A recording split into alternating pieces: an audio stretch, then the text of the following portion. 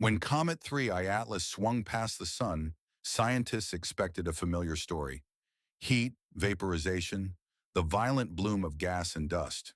But what they witnessed broke every rule in the book. Instead of surging outward, carbon dioxide levels fell. At NASA's Infrared Telescope facility in Hawaii, researchers first noticed the anomaly.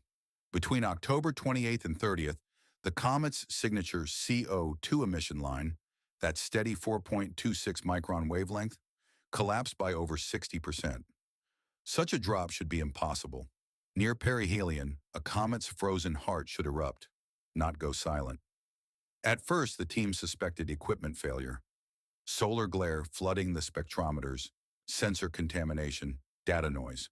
But cross-checks with the Subaru telescope and the Atacama Large Millimeter Array told the same story. The readings were real.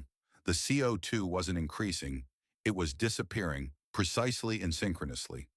Meanwhile, other gases like carbon monoxide and methane barely changed. Only carbon dioxide, the most stable and abundant volatile, had vanished.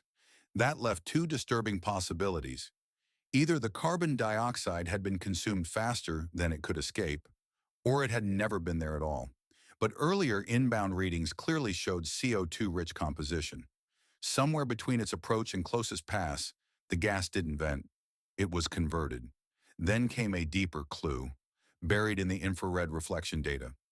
As the CO2 signature fell, faint absorption lines began to appear. Fingerprints of metal-carbon bonds, specifically nickel tetracarbonyl. In laboratories, that compound forms when nickel reacts with carbon monoxide under precise thermal conditions, around 60 degrees Celsius, under controlled pressure.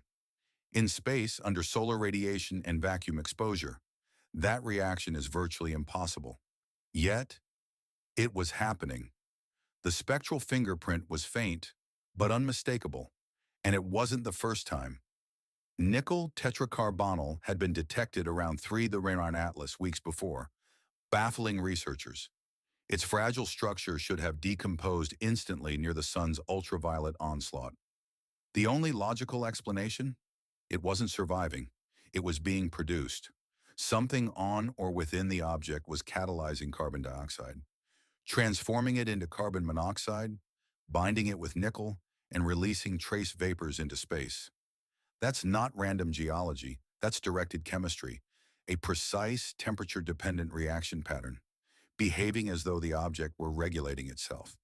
The surface of 3I Atlas was rotating, cycling through hundreds of degrees in mere minutes. Any natural process should have produced chaos, wild variation, unstable output. But this? The data suggested stability, control, equilibrium. It didn't behave like a comet reacting to sunlight. It behaved like a system responding to stimulus. The realization struck quietly across late-night research calls and encrypted message threads. Something about 3I Atlas was regulating its own chemistry.